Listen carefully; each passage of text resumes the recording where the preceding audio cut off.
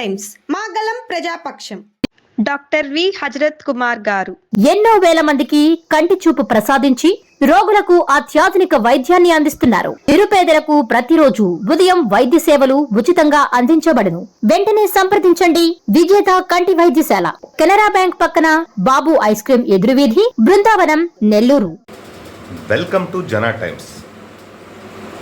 చిత్రం బళారే విచిత్రం అనే కుట్టు మిషన్ల స్కీమ్ అండ్ స్కామ్. కేవలం పెద్దగా ఏం లేదండి, 235 కోట్లే. అది ఎలాగంటే, ఇటీవల కుట్టు మిషన్ల పంపిణీ, ట్రైనింగ్ ఈ రెండింటికి కలిపి 235 కోట్లకు ఒక వ్యక్తికి, ఒక మినిస్టర్ బంధువుకి ఇవి కట్టబెట్టారు. ఇవి కట్టబెట్టడంలో 4,300 రూపాయలు కుట్టు మిషన్, 3,000 రూపాయలు ట్రైనింగ్ సెంటర్ అతనికి ఇచ్చేటట్టు. అప్పటికి 7,300 అవుద్ది ఒక కుట్టు మిషన్. 1,00,000 మంది బీసీ లబ్ధిదారులకు ఈ కుట్టు మిషన్ల పంపిణీ దానికి ట్రైనీకి రంగం సిద్ధం చేశారు. ఇది ఎంత పెద్ద కామెడీగా ఉందంటే, 23,000కు టెండర్ పాడుకున్నారు. ఈ 23,000 టెండర్ పాడుకోవడంలో కూడా 65 ప్రముఖ కంపెనీలు వచ్చాయి. వస్తే వాళ్ళందరినీ రిజెక్ట్ చేసి ఒక ప్రముఖ కంపెనీ అని చెప్పి దాన్ని తీసుకొని వచ్చి కుట్టు మిషన్కు ట్రైనీకి వచ్చి 7,300 అయితే 23,000 రూపాయలకు టెండర్ కోట్ చేయించి వాళ్లకు ఈ టెండర్ కట్టబెట్టారు. 235 కోట్లు, నికరంగా 230 కోట్ల పైచిలు. వీటిల్లో ఏం చేశారంటే, దీని పేమెంట్ కూడా 15 డేస్కి 30%, తర్వాత 15 డేస్కి 33%, మిగతా 15 డేస్కు మిగతా పూర్తి అమౌంట్ ప్రభుత్వం ఆ కాంట్రాక్టర్కి ఇచ్చేటట్టు ఒప్పందం జరిగింది. అంటే 50 రోజుల్లో ఈచ్ పర్సన్కు 7,300 రూపాయలు వెళ్తే మిగతా వచ్చి కాంట్రాక్టర్ చేతికి వెళ్ళే విధంగా ఇది చేసుకున్నారు. అంటే 7,300, ఇప్పుడు 73,000 కోట్లు ఇటు కుట్టు మిషన్లకైతేనేమి, సబ్ కాంట్రాక్టర్ ట్రైనీ సెంటర్కి అయితేనేమి 73 కోట్లు వెళ్తుంది. మిగతా దాదాపు 160 కోట్ల పైచిలుకు కాంట్రాక్టర్ జోబులోకి వెళ్తుంది. అంటే కాంట్రాక్టర్కే వెళ్ళదు. ఆల్రెడీ వెళ్తూ ఒక ఐఏఎస్ అధికారి జనవరిలో కొద్దిగా అమౌంట్ తీసుకొని, పేర్లన్నీ ప్రస్తావించకూడదు, ఆల్రెడీ సాక్షి పేపర్లో కూడా ఇటీవల వచ్చింది, అది ఆ ఎంఓ రిలీజ్ చేసేసి వెళ్ళిపోయాడు. దానికి ఇద్దరు బీసీ కార్పొరేషన్ మెయిన్ ఉన్నతాధికారులు కూడా సహకరించారని కూడా మనకు సమాచారం ఉంది. ఇదే క్రమంలో 160 కోట్లు 50 రోజుల్లో అంటే ఏం సన్న విషయం కాదు కదా.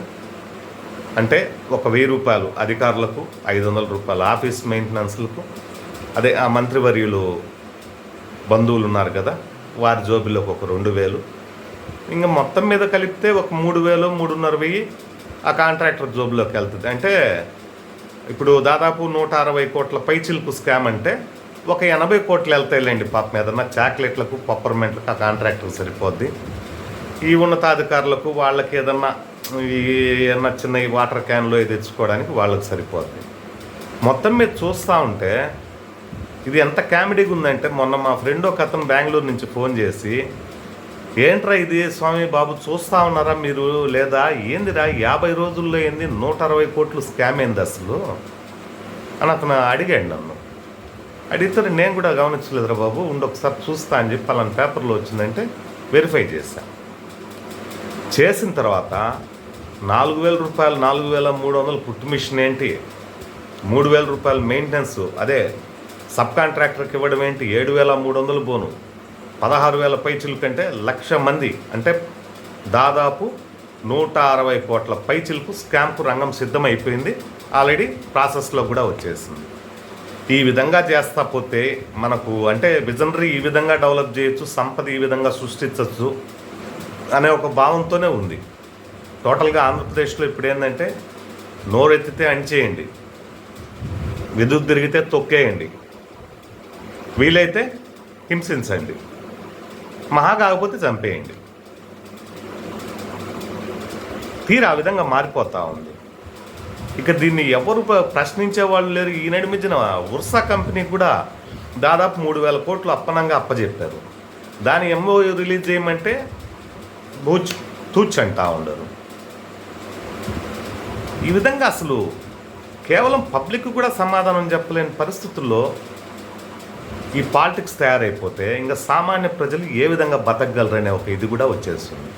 అంటే 50 రోజుల్లో అంత ఈజీగా 160 కోట్లు తొక్కేయగలుగుతా ఉన్నారంటే అది ఏమిది 3 నెలలు 4 నెలల స్కీమ్ కాదు, ఇది కంటిన్యూషన్ స్కీమ్. 50 రోజులకు 160, 50 రోజులకు 160, 50 రోజులకు 160 వేసుకున్నా రాజా అనే బ్రహ్మాండంగా ఉంది సీను.